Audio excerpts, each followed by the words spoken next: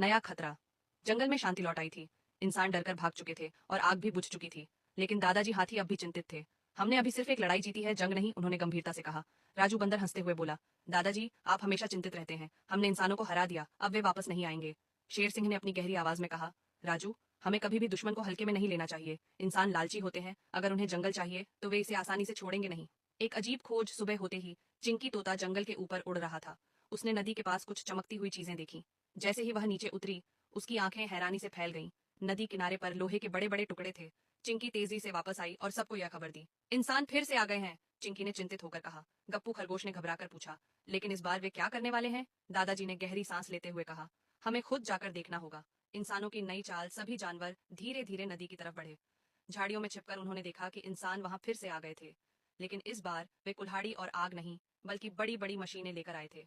हम इस जंगल में एक सड़क बनाएंगे, एक इंसान ने कहा। हाँ, और फिर यह जगह शहर से जुड़ जाएगी। जंगल खत्म करने की जरूरत ही नहीं पड़ेगी, दूसरे ने हंसते हुए कहा। सुनकर जानवरों के पैरों तले जमीन खिसक गई। सड़क बन गई तो हर दिन इंसान आएंगे, शेर सिंह गुर्राया। राजू ने गुस्से में कहा, हमें उन्हें रोकना होगा और इस बार हमें और होशियारी से काम लेना होगा। नई योजना, बबलू भालू ने कहा। इस बार सिर्फ डराने से कुछ नहीं होगा, हमें उनका काम रोकना होगा।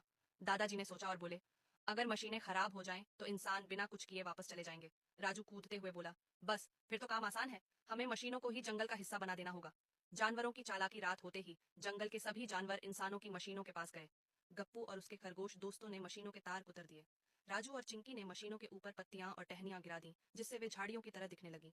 बबलू और शेर सिंह ने पास की नदी से कीचड़ लाकर मशीनों पर डाल दिया, जिससे वे बेकार लगने लगी। इंसानों की हार। सुबह होते ही इंसान वापस आए। जैसे ही उन्होंने अपनी मशीनें देखी, वे चौंक गए। ये क्या हो गया? मशीनें तो खराब हो गईं। एक आदमी चिल्लाया, कोई जानवर तार काट कर चला गया होगा। दूसरे ने कहा, अब हमें इन्हें वापस ले जाना पड़ेगा। इंसानों ने निराश होकर कहा। इंसान बिना कुछ किए ही जंगल से वापस चले गए। जंगल की जीत। सभी जानवर खुशी से उछल पड़े। हम फिर जीत गए, राजू ने खुशी से कहा।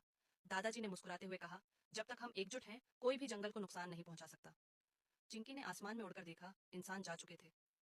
सूरज की पहली किरणों के साथ जंगल फिर से शांत हो गया।